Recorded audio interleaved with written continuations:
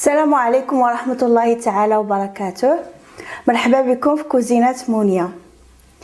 اول شيء تنشكر كل الاخوات الكريمات اللي تدعموني وتساندوني وتكتبوا لي تعاليق جميله جدا جدا، فتنتمنى لكم كل التوفيق يا رب. وصفتنا اليوم هي كيكه برقائق اللوز ومحشوه بفلان الفانيلا. ودابا ان شاء الله غنبداو باستعراض المقادير.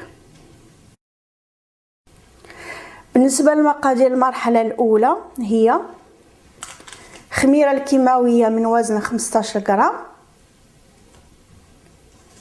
عندنا سكر الفانيلا، 240 غرام من الدقيق، 200 غرام من السكر، 4 بيضات ورقائق اللوز. اول شيء غادي نديرو ان شاء الله، غادي نشدو البيض والسكر الفانيلا ونضربوهم مزيان حتى يضاعف الحجم ديالو. بسم الله.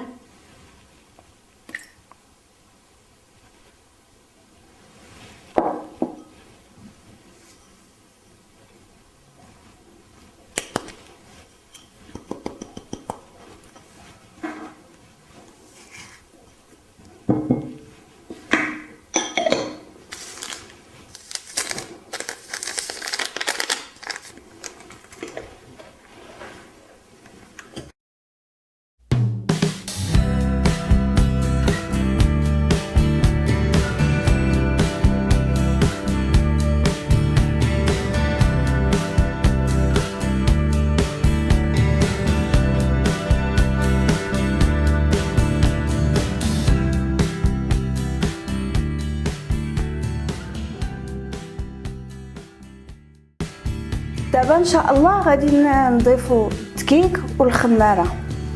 دابا غادي خصنا نغربلوهم. بسم الله.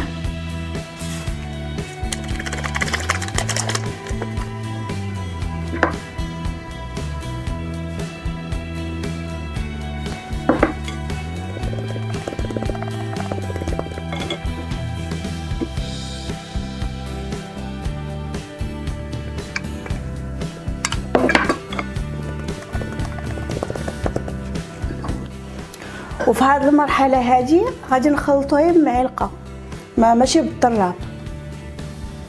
لا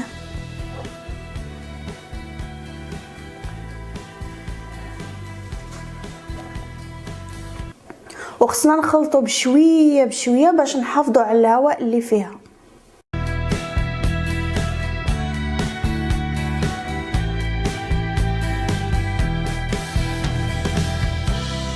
ودابا غنخويو الخليط ديالنا في لو مول اللي انا ديجا درت ليه ورقه الزبده ودهنت الجوانب ديالو بالزيت ورشيت عليه بالدقيق.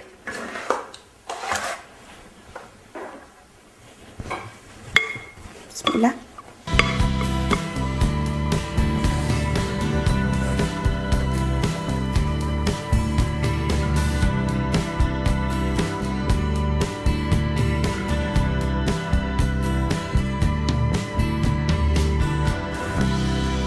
ودابا ان شاء الله غادي نديرو رقائق اللوز من الفوق.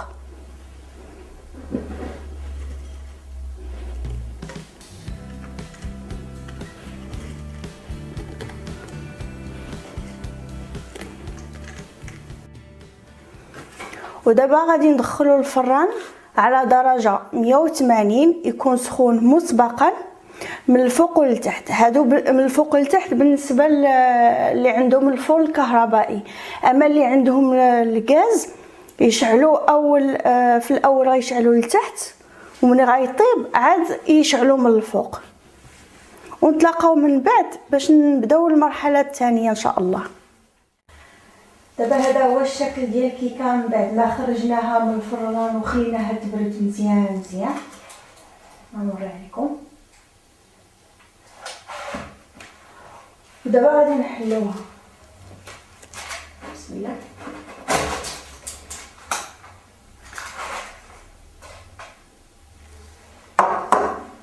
هانتوما هذا هو الشكل ديالها.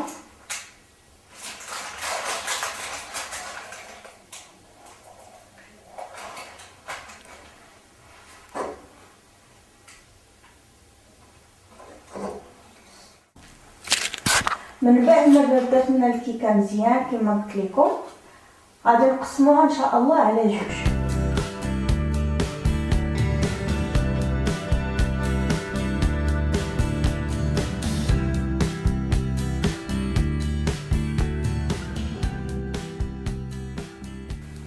من بعد ما قطعنا الكيكه ديالتنا هذه هي الطبقه الاولى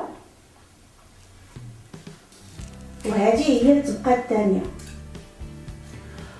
ودابا ان شاء الله من بعد ما قطعنا هذه الكيكه هذه ندوزو للمرحله الثانيه والمهمه اللي هي مرحله الكريمه. بالنسبه للمقادير غادي نحتاجو ان شاء الله الفلون بنكهه الفانيلا،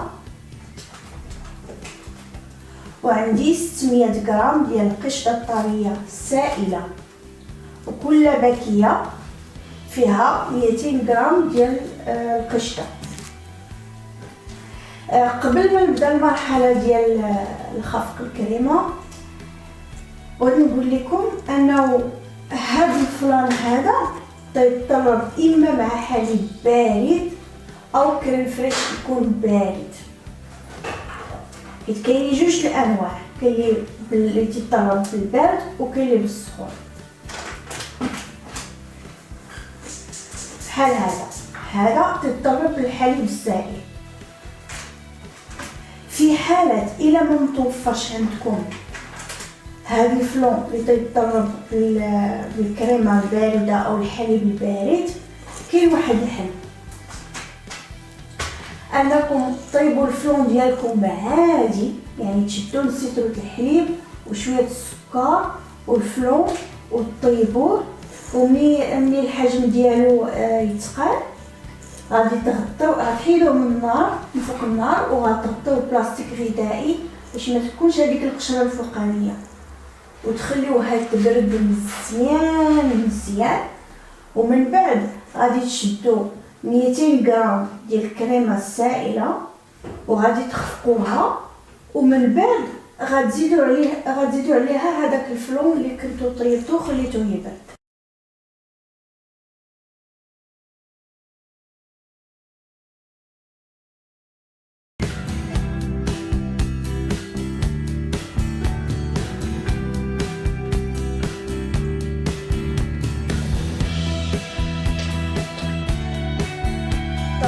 ضروري جدا أن الكريمة تكون باردة جدا.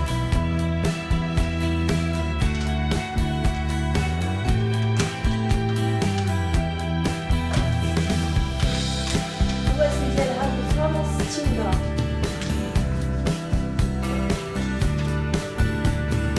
غنخفقو إن شاء الله الفرن ديالنا.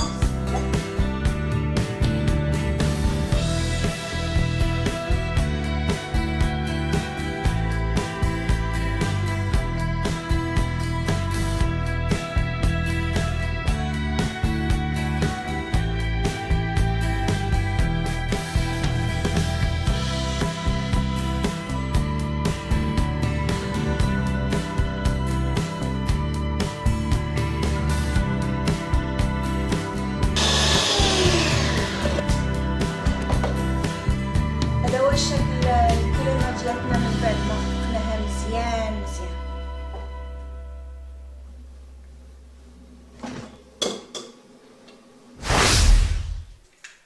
هذه هي القاعده ديال الكيكه، يعني الطبقه الاولى. غنشدو هذا القرص هذا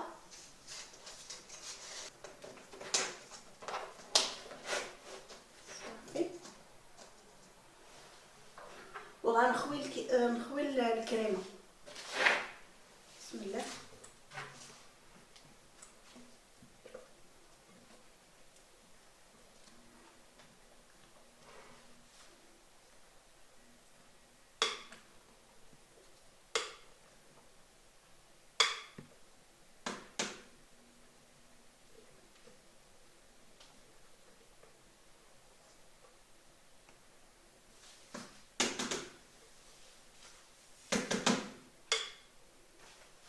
غادي نشرحو مزيان الكريمه ديالنا.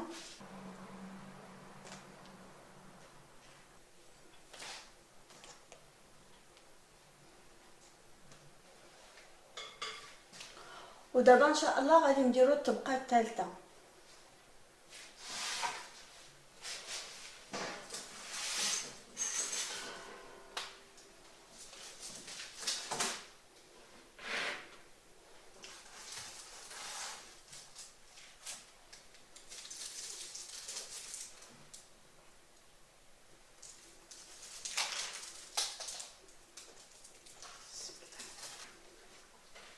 هذا هو الشكل ديال الكيكه ديالنا. غادي نخليوها تبرد مزيان على الاقل واحد 3 السوايع.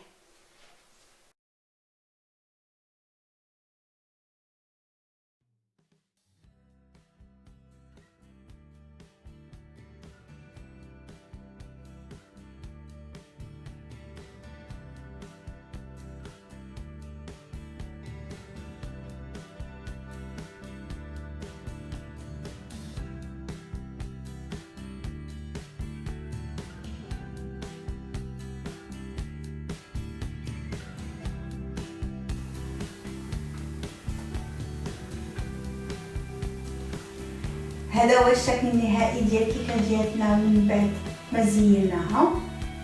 عن جد تجي رائعه جدا جدا. من بعد التزيين غادي نخليوها تبرد شويه باش الكريمه تشد في راسها شويه. نتمنى تعجبكم الفيديو ويعجبكم الوصفه. الى عجبكم الفيديو نتمنى انكم تشاركوا وتضغطوا على الجرس. نلتقاو ان شاء الله في فيديو جديد. مع السلامه.